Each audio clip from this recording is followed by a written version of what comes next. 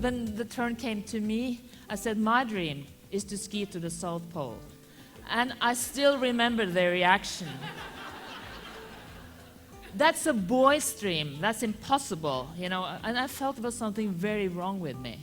And so it took many, many years until I really started to talk about my dream again. But I kept it inside my heart.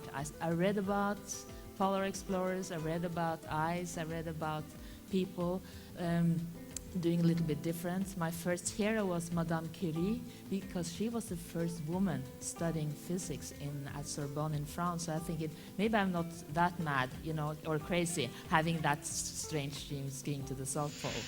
Together, with all these creativity elements, play enters the scene, like Salvador said so nicely, instead of playing grown-ups, it's time for grown-ups to start playing. The virtues of the old industrial men, like diligence, punctuality, won't help very far in the economy of the future. Even the best skills won't do. Creative workers need a new mindset for organization. This spells don't hire skill, but attitude. If we can, for every 95% of our time that we're thinking about our own dreams, 5% of it think about other people's dreams, then I think we've achieved enormous success. As a news business, we absolutely need to get the facts right that we're reporting. That we can't compromise on that. But if we don't try new things and encourage our staff to try new things, to make some mistakes, to discuss what went wrong, and to work out how to do it better next time, and crucially to share that information, then we stand still. We are in businesses, so we have to have the mind, the cognitive thinking, the rational thoughts, but we also need to start to really include our hearts and emotions, and have emotions be okay in the workplace. We don't take our emotional hat off and hang it up when we come into work and then pick it up when we leave the office, because we are emotional and rational beings. I look at my career path, and as a dancer, I've had to have discipline, and as in the WIN model, fiercely, gracefully, and together, I've had to be a dancer and dance my way through my career. It wasn't a battle, and it wasn't a struggle or a conflict. It was a dance. And you have to be prepared for your dance. Make it varied, make the tempo fast and slow, but make it synchronous with you. And I truly believe that true power, true authentic power for any human being is stepping into the fullness of who you are. Not me, not the person next to you, but you. And living it with passion. And then giving the gift of yourself back to the world. Because the world needs you. There is only one you. And there's only one me. And that's what we're here for, is to get in touch, find out with who we are, and no matter who you work for, with, it doesn't matter, because you go inside and you find that, and everybody benefits. And that's where we have to go. And the most beautiful thing is that everything we need already lives inside of us. It is already here. The last time that I was sitting at one of these with WIN, which is why I'm very thankful to all of you, we were just starting out. International Bridges to Justice at the time was unpaid staff of one, that was me, and we were working out of my apartment. And today, we're in 7 countries and have offices everywhere. And I just wanted to thank you, because really at the time, it was WIN that said, no, come and share your story. And I received so much encouragement from the women who were here who said, it may not be anything now, but it's going to happen.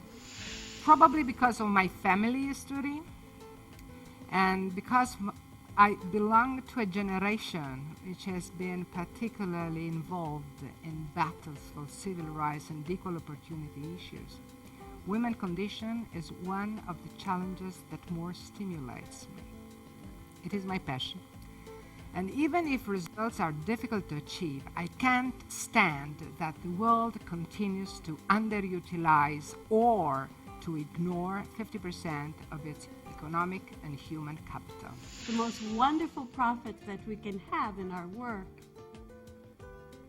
is to bring passion and humanity, caring and feeling to what we are doing. Those are not two things that are separate. As I said, when the mind is disconnected from the heart, it's like a telephone that you can't hear or speak into. The mind is useless without the heart. And one thing we know from our brain research, I was talking about being a physiologist earlier, is that there are many more connections neurologically between the mind and the heart than ever thought of before. And at some point I realized that if I'm doing this, and if you are doing what you're doing, without being motivated, without making it with some sense, it's not sustainable. And I have discovered that the women leaders I know, even the men too, but especially the women I know, we are doing things in such total way. We're so totally involved in what we're doing, and I think that's also the only way we can sustain our project into the future. When you're deeply committed to what you're doing, and when you are totally involved, it's no longer even work-life balance anymore. I think that's something of the past almost. It's like, yeah, we need work-life balance, but it's also all that we are doing with all of us, with our senses, with our hearts, with all that we are.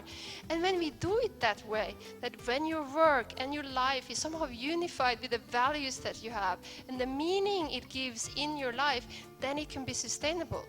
And when you have the passion will sustain you, and this passion will inspire other people so they sustain you, and then you will sustain them. For many of us, it's really important to be clear about what we want and what we think can happen and what vision we have. So again, I've read a lot of studies through my life. I read a lot for this, and it's often said when they compare male and female leadership that whilst we're seen as better managers, we don't always set a vision forward clearly. So my ask of you is, you can see in that picture, it's going to be very important to have clear visions, and people will want clear visions. And ask yourself, what is your meaning in work? And what is your vision of how you would like to create a smarter planet? I think that is a really important thing to do. What I would like to encourage you to is to actually be those anomalies that you probably are anyway, and be the co-creators that you were born to be, because actually you are the ones to do it. I mean, you are the new generation. My generation, I mean, we might have been fighting for it, but I mean, it's you who are the layers. And when nature is like that, when the body is like that, and we have bodies, I mean, we are walking bodies. I mean, why then would living systems not be the most optimal way of creating a thriving environment? Then, to finish, I invite you. You can come in my country and continue to dream a world where it's good to live. Change we can. Yes, we can. Yeah.